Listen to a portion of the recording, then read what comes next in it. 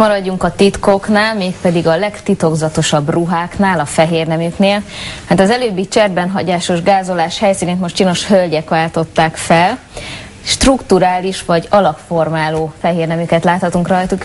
Üdvözlöm vendégeimet, Seres Andreát, a Body Wrap Magyarország ügyvezető igazgatóját, és Simonovics Ildikó művészettörténészt.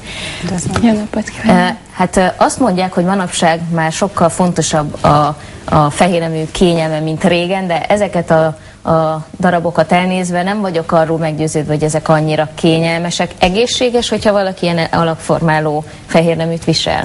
Ezek olyan anyagból készülnek, amik teljes mértékben szellőzőek. Tehát mi próbáltuk őket tesztelni ilyen intenzív körülmények között is, mint sportolás. Nyilván nem erre valóak, tehát ezek a hétköznapi használatra valóak, de teszteltük őket, és abszolút jól szellőznek, olyan anyagokból készülnek, amik rendkívül rugalmasak, tehát semmilyen káros hatása nincsen, éppen ellenkezőleg nagyon kényelmes a viseletük.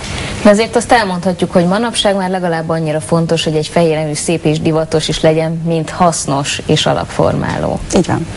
De azért ennek vannak történelmi előzményei. Mikor kezdtek el a nők először olyan fehérneműket hordani, amik formálták az alakjukat? Mert gondolom, hogy amikor eszünkbe jutnak a középkori ruhák, azok például elképzelhetetlenek voltak fűző nélkül. Hát igen, a viselettörténetnek különböző időszakai vannak. Nyilván a leperruhák nem igényeltek külön, tehát mint hogy mi is azért zömében most ilyen lazább, lezserebb öltözékeket hordunk, azok sem igényeltek ilyen strukturális fehérneműket, tehát ami az alakot formálja.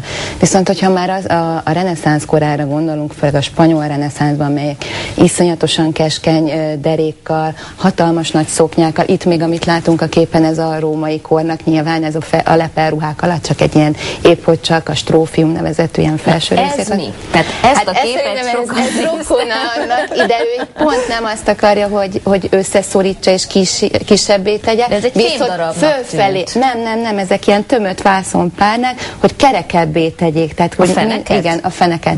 Ezek tulajdonképpen a szilikont akkor vászonnal pótolták. Így van, és ez a direktórium idejében, amikor megint csak leperruhák voltak, de ugye nem mindenkinek volt tökéletes eszményi alakja, akkor ezt ilyen pótlásokkal próbálták kiküszöbölni, és itt is ez pedig a krinolin időszaka, ez többször visszatér, ez az abroncsos szoknya van, amikor fűszfaveszőből van az abroncs, ebben az időszakban ez már fémből volt, ez tartotta el ilyen hatalmasra a szoknyáját a hölgyeknek. Ez azért az esküvői viseletben még manapság is így vissza-vissza köszön. De akkor kellett, hogy valami egészségkárosodást is szenvedjenek a nőket, hiszen hogyha mondjuk megnézzük ezt a fűzőt, hát az a nő, aki ebben nem kapott légszomjat, azt nem is tudom elképzelni. Hát nem véletlenül volt annyira hasznos a repülősó intézmény. Ez nem csak azért volt, mert hogy ilyen splínes a hölgy, meg így akarja játszani magát, hogy olyan tehát ilyen gyenge hölgy, hanem gyakorlatilag úgy kell elképzelni, hogy rengeteg ruha volt. Tehát a ruhákat tényleg hordani, viselni kellett, több 10 kilót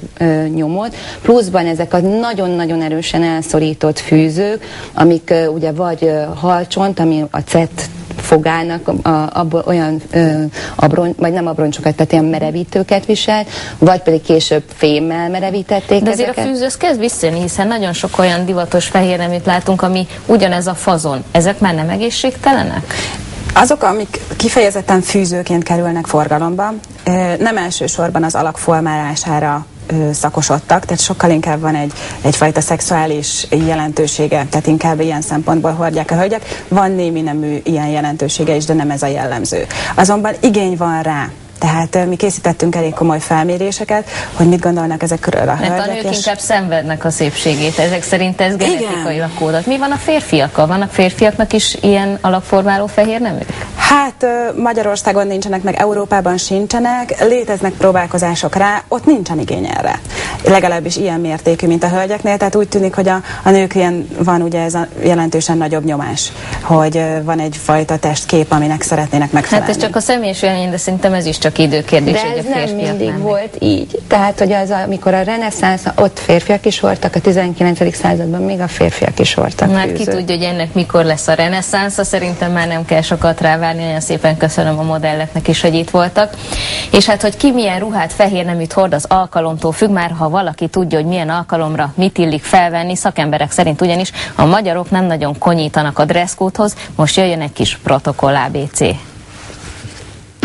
Kazinczy szerint szólj,